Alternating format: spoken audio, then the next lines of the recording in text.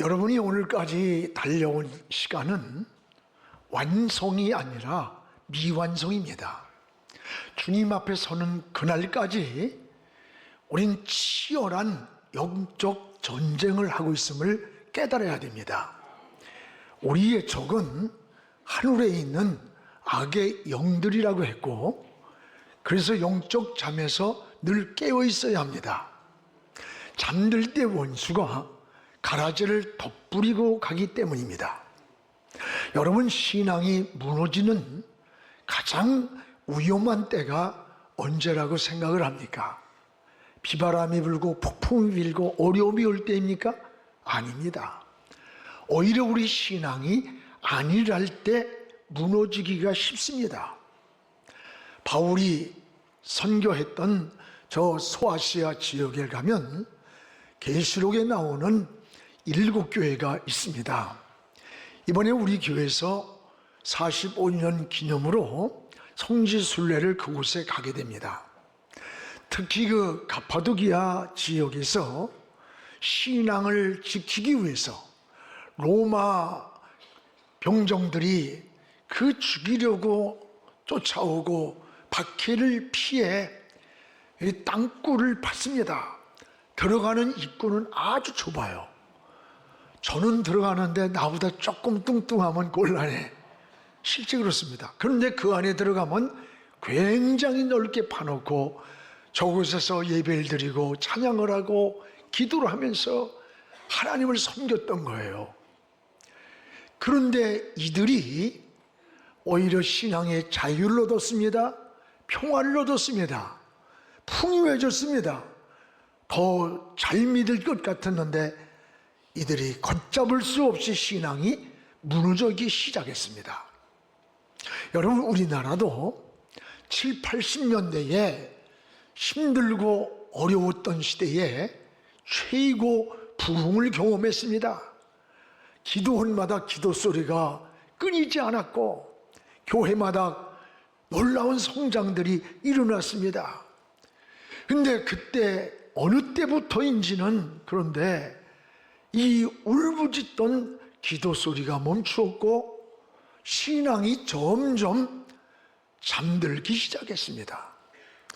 지금 한국교회의 가장 큰 위기는 영적인 힘을 잃었고 야성을 잃어가고 있다는 데 있어요. 마치 침몰해 가는 배와 같습니다. 어둠의 영이 밀려오고 있다는 것을 직시하게 돼요. 한국교회가 다시 영적 전투력이 보여야 될 때예요. 야성을 잃어버린 크리스찬은 타락하게 되어 있습니다. 여러분, 배부르고 등 따숩고 아무 문제가 없는 것처럼 느껴질 때 신앙생활을 잘하는 게 아니에요. 오히려 가장 위험할 때라는 것을 알아야 돼요. 신앙이 안일에 빠지고 또 세속화에 걷잡을 수 없이 떠내려가는 겁니다. 지금 우리는 세상의 어둠의 영과 싸워야 할 십자가의 군병들입니다. 싸울 준비가 되어 있지 않는 군인은 군인이 아니에요. 적을 두려워하는 자는 결코 승리할 수가 없습니다. 교회는, 한국교회는 지금 영성과 야성을 회복해야 할 때예요. 다시 일어나서 본질을 회복하기를 기도해야 됩니다. 우리는 하나님이 주시는 영적인 새 힘으로 새롭게 일어나고 비상하기를 주의 이름으로 축복을 합니다. 오늘 말씀에 나오는 이 라우디가 교회의 거대한 흔적이 이 투르키예에 가면 있습니다. 지금은 다 무너진 자리에 교회 기둥만 거대하게 앙상하게 저 사진처럼 서 있는 모습을 보면서 많은 신앙을 생각하게 합니다. 여러분, 라우디게아 교회는 계시록에 나오는 7교회 중에 유일하게 특징이 있는데 칭찬이 하나도 없어요. 저 거대한 교회가 책망뿐입니다. 눈이 어두워 길을 잃었고 생명력을 잃은 교회였습니다. 이것이 역사의 거울입니다. 이 라오디게아 교회는 말세 교회의 모습이라는 것을 우리가 깨달으면서 오늘 우리 한국 교회도 지금 이 시대의 교회들이 유럽 교회가 무너져 오고 있고 미국 교회가 쇠퇴하고 지금 한국 교회도 덩치만 크고 겉만 화려하지 내면은 힘이 없어요. 영성이 약하고 기도가 약하고 여러분 세속을 싸워 이길 야성이 약한 거예요. 주님은 이 라오디게아 교회를 향해 책망을 했습니다. 진단을 했습니다. 그리고 처방을 내렸어요.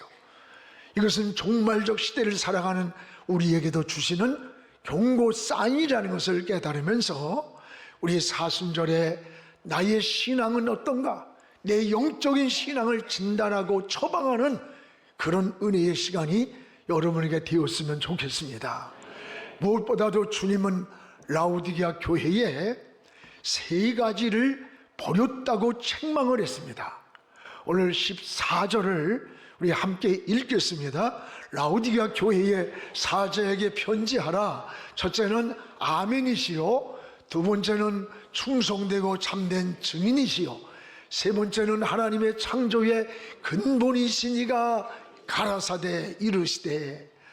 오늘 이 라오디게아 교회는 세 가지를 버렸다는 거예요. 여러분, 버린 것과 잃은 것은 어떻게 차이가 납니까?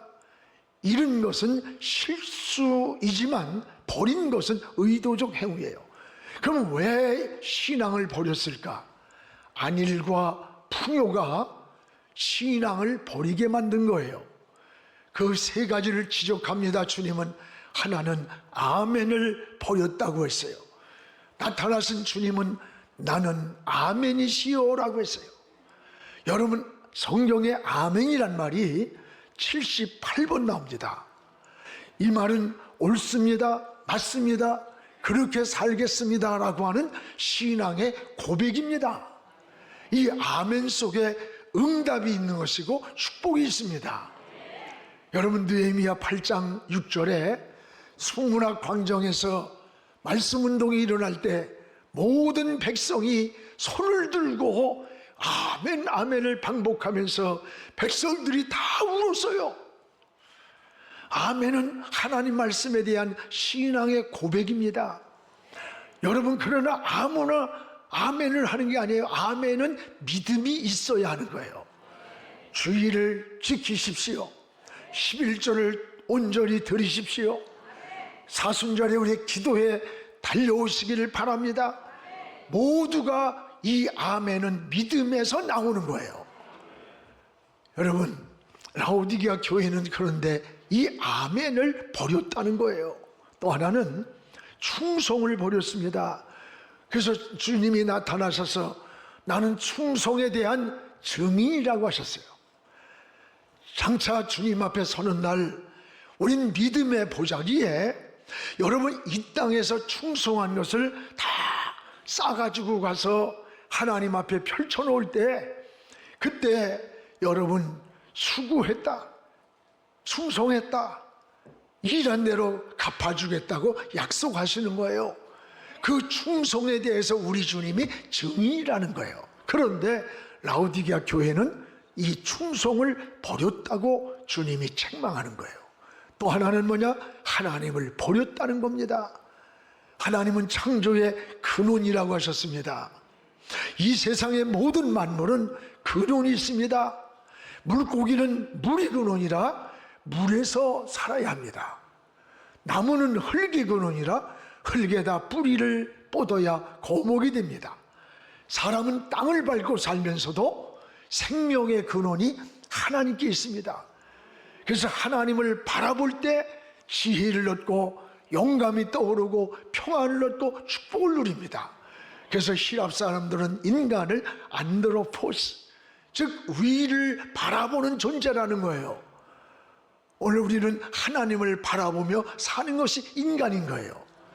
근데 오늘 라오디게아 교회는 아멘을 버리고 충성을 버리고 오늘 하나님을 버렸다고 하는 책망입니다. 여러분, 신앙의 안일 속에서 은혜의 본질을 잃어버린 것을 우리에게 보여주는 거예요. 여러분의 신앙도 지금 이렇게 무너져 가고 있는 거 아닙니까? 다시 한번 점검해 보시기를 축복합니다. 또 하나는 이 라오디게아 교회는 주님이 나타나서 영적인 진단을 내립니다. 오늘 15절 16절인데 내가 네 행위를 아노니 내가 차지도 않고 덥지도 않다. 차든지 덥든지 하기를 원한다. 16절에 내가 이같이 미지근하여 뜨겁지도 않고 차지도 아니하니 내 입에서 너를 토해버리고 싶다. 오늘 여기서 여러분 라오디게아 교회의 모습을 보여줍니다. 명의사는 진단과 처방을 잘 내리는 거예요. 오늘 차지도 않고 덥지도 않다는 그 신앙을 진단하는 거예요. 오늘 여러분 세균은 차거나 아주 뜨거운 물에는 살지 못한답니다. 오히려 미지근한 곳에 세균이 우글거리는 거예요. 우리 신앙도 마찬가지입니다. 여러분 신앙이 미지근할 때 시험이 많아요. 사탄의 유혹이 많은 거예요.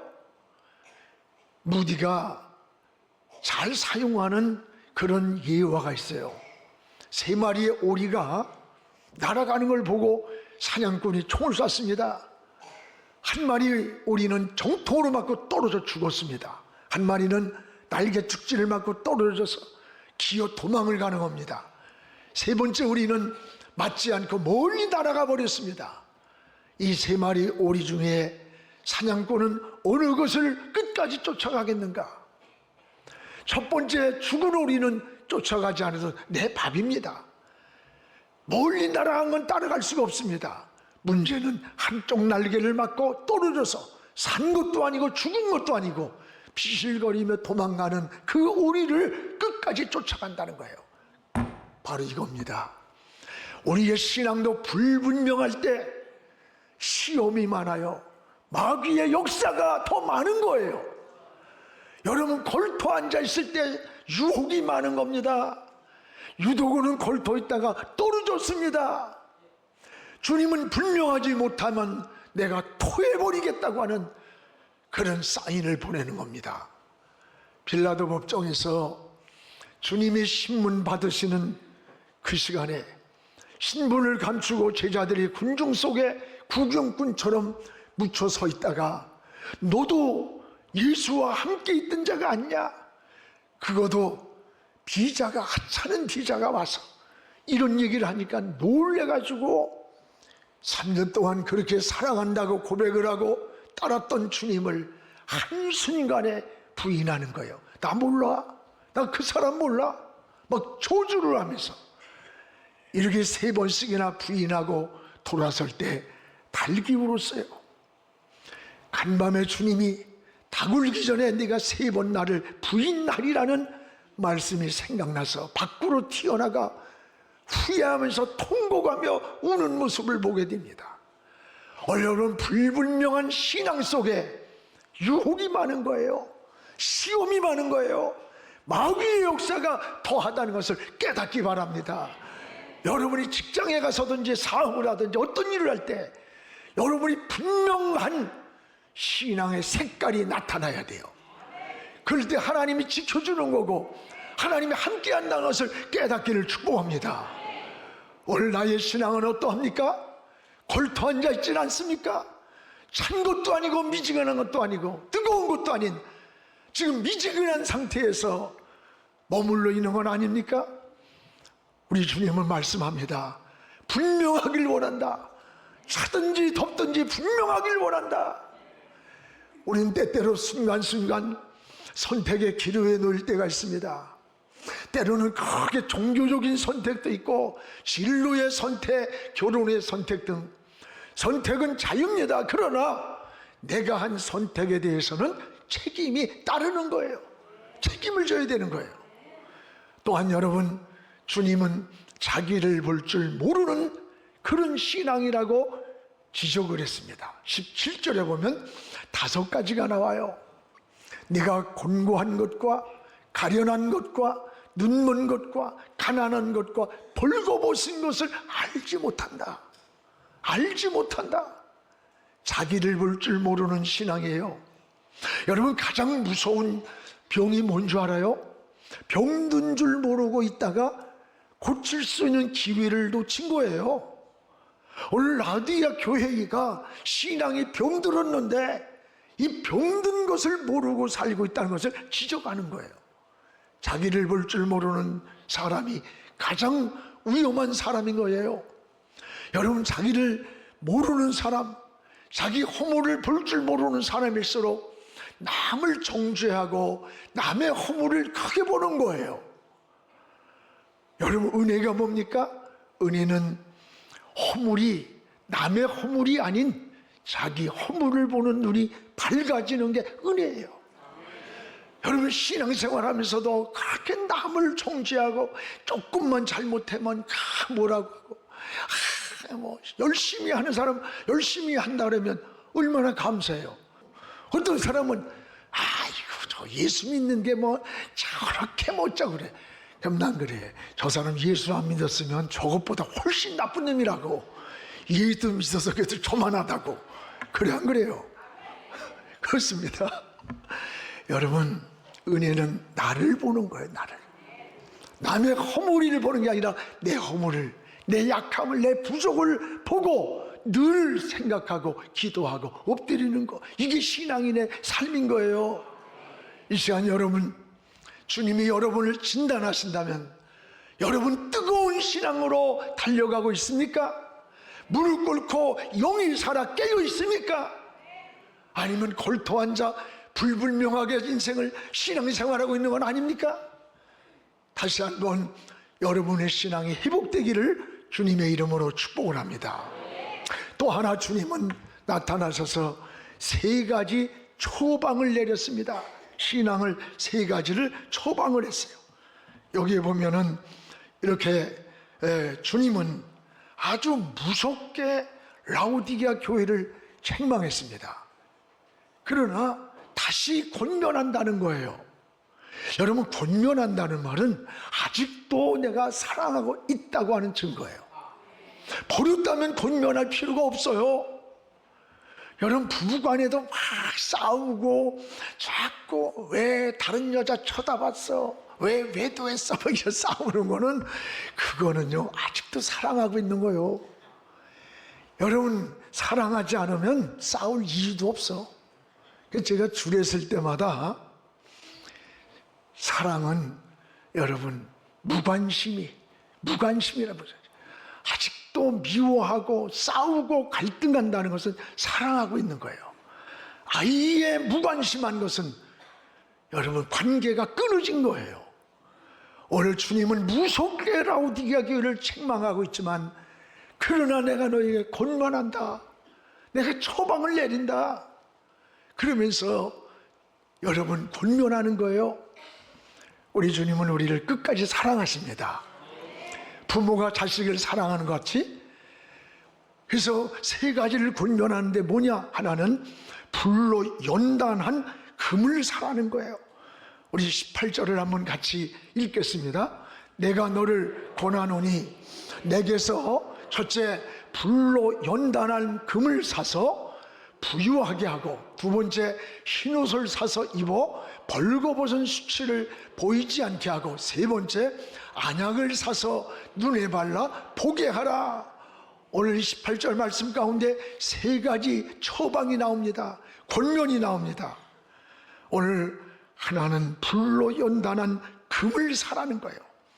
우리의 신앙을 여러분 의리의 불로, 말씀의 불로, 성령의 불에 단련해서 연단해서 마치 불순물을 이렇게 걸러내고 정금과 같은 변하지 않는 그런 믿음을 소유하라는 거예요. 내가 지금 혼합되어 있다, 불순하다, 그러니까 정금과 같이 불에다가 녹여서 정금 같은 믿음을 가지라는 거예요. 오늘 나의 믿음은 어떠합니까? 여러분의 믿음은 어떠합니까? 이 세속에 혼합되어 있고 또 불순물에 오염되어 있지는 않습니까? 여러분, 오염이 되면 그 물을 먹을 수가 없어요. 그 물을 귀하게 오염된 것을 사용할 수가 없는 거예요. 오늘 정금같이 변하지 않는 그런 믿음을 우리가 다시 한번 소유하기를 주의 이름으로 축복합니다. 또 하나 권면은 흰옷을 사서 입어 벌거벗은 수치를 가리우라는 거예요. 이 흰옷은 신앙의 옷입니다. 믿음의 옷입니다. 장차 우리가 주님 앞에 설 때에 우리 주님은 신랑이 되시고 우리는 신부가 되어서 우리 주님 앞에 신부로 입어야 할 거룩한 모습이 흰옷이에요. 그러면 주님 앞에 설 때 입어야 할 이 거룩한 흰옷은 무엇으로 희귀할 수 있을까? 우리의 옷이 더러우면 세탁을 하면 됩니다. 몸이 더러우면 목욕을 하면 됩니다.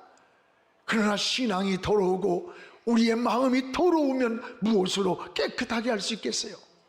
따라합시다. 예수의 피밖에 없다. 예수님의 피밖에는 없습니다.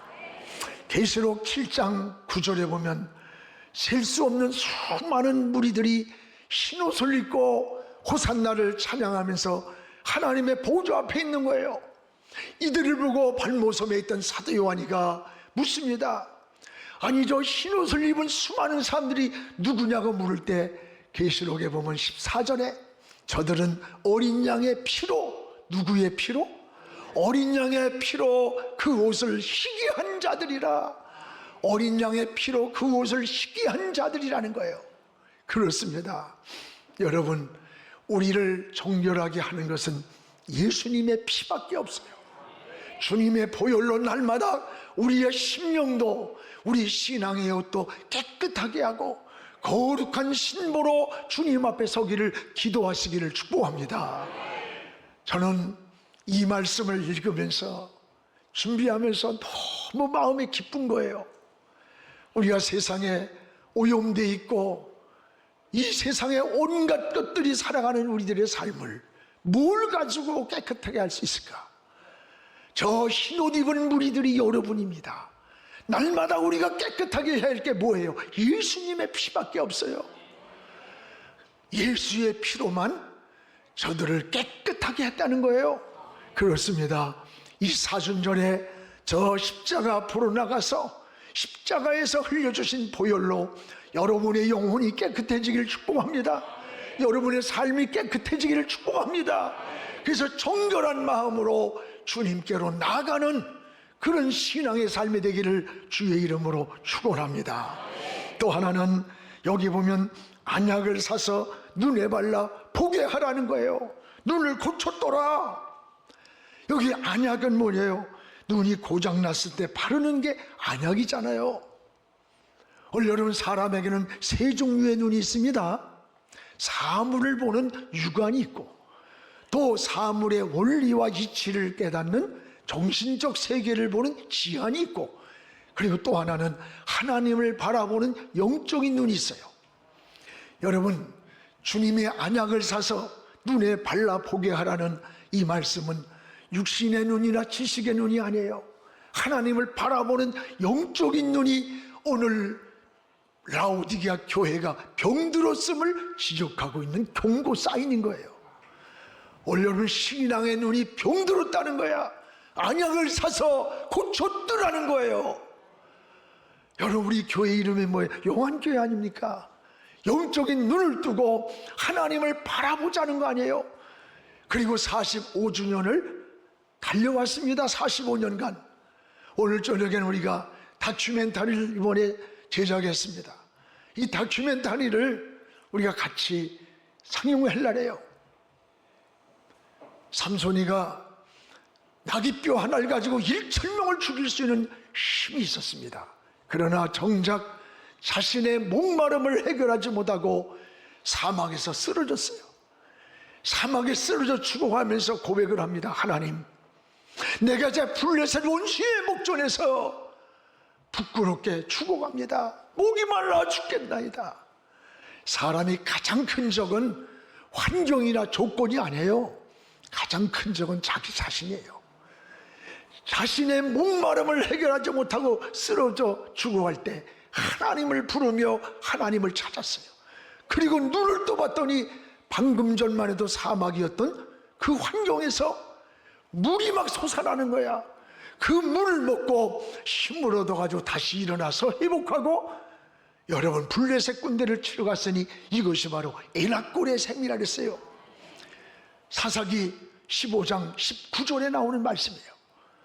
오늘 여러분도 인생을 살다 보면 인생의 삶이 길을 잃을 때가 있고 사막 같을 때가 있습니다. 인생이 더 이상 헤어날 수 없는 정말 주저앉은 이런 광야같이 이 순간이 있어요. 이럴 때 여러분 우리는 어떻게 합니까? 하나님을 찾으십시오. 무릎을 꿇으십시오. 우리 앞에 사막일지라도 하나님이 터쳐주면 됩니다. 에낙골의 샘을 터쳐서 그 물을 먹고 힘을 얻어가듯이 눈이 열릴 때 하나님의 역사가 일어났습니다. 오늘 우리 영안교회는 눈을 열고 보는 교회예요. 신령한 눈을 뜨고 말씀을 깨닫고 저 영원한 세계를 바라보면서 사는 믿음의 삶이 되기를 주의 이름으로 축복합니다. 사랑하는 성도 여러분, 오늘 이 시간 우리 모두가 마음의 문을 여시기를 축복합니다. 오늘 주님은 이 라우디게아 교회를 향해 이렇게 말씀합니다. 계시록 3장 20절이에요. 우리 같이 한번 읽겠습니다. 볼지어다 내가 문 밖에 서서 두드리노니 누구든지 내 음성을 듣고 문을 열면 내가 그에게로 들어가 그와 더불어 먹고 그는 나와 더불어 먹으리라. 내가 문 밖에 서서 두드린다. 우리 주님은 지금도 여러분의 문 밖에서 두드리고 계십니다. 여러분 잘 아는 홀마 헌트가 그린 그림을 잘 압니다. 이 그림을 보면 저 문을 두드리는 예수님의 모습이에요. 저 문은 우리의 마음이에요. 우리의 마음 문을 두드리고 계시는 거예요. 주님은. 여러분 우리 문을 부수고도 들어올 수 있을 텐데 주님은 인격적으로 두드립니다. 어떻게 두드릴까요?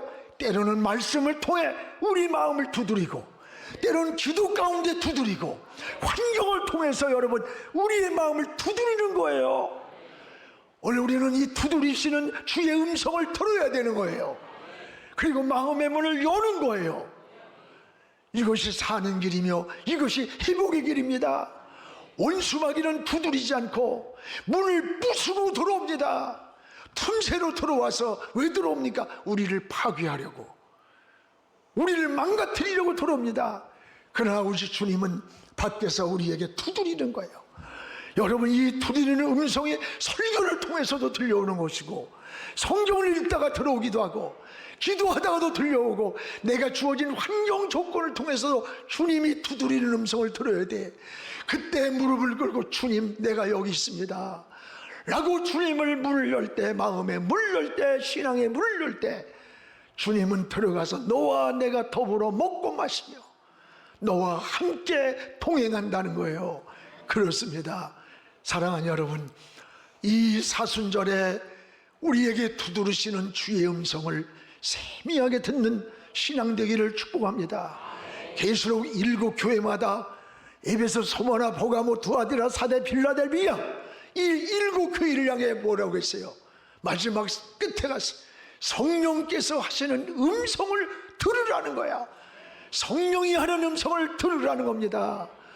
오늘 사순절을 보내면서 주님이 두드리시는 세미한 음성을 듣는 이 은혜의 하루하루의 시간이 되기를 주의 이름으로 축복을 합니다. 기도하겠습니다. 거룩하신 우리 아버지 하나님 감사합니다. 오늘 칭찬이 없고 책망만 있고 눈이 어두웠고 길을 잃었던 라우디게아 교회를 모델로 말세의 신앙의 모습을 보여줌을 깨달았습니다. 오늘 우리의 신앙의 영성이 꺼져가고 신앙의 야성이 죽어서 세속의 물결이 거침없이 떠내려가고 있습니까? 주여 다시 한번 멈추게 하시고 본질을 회복하게 하여 주소서. 이 사순절에 우리 마음을 두드리는 주의 음성을 듣게 하여 주시옵소서. 문을 열게 하시고 주님과 더불어 먹고 마시며 임마누엘이 되고 하나가 되어서 동행하면서 하나님의 보좌 앞으로 나아가는 하나님의 사람들로 살게 하여 주시옵소서. 예수님 이름으로 기도하옵나이다. 아멘.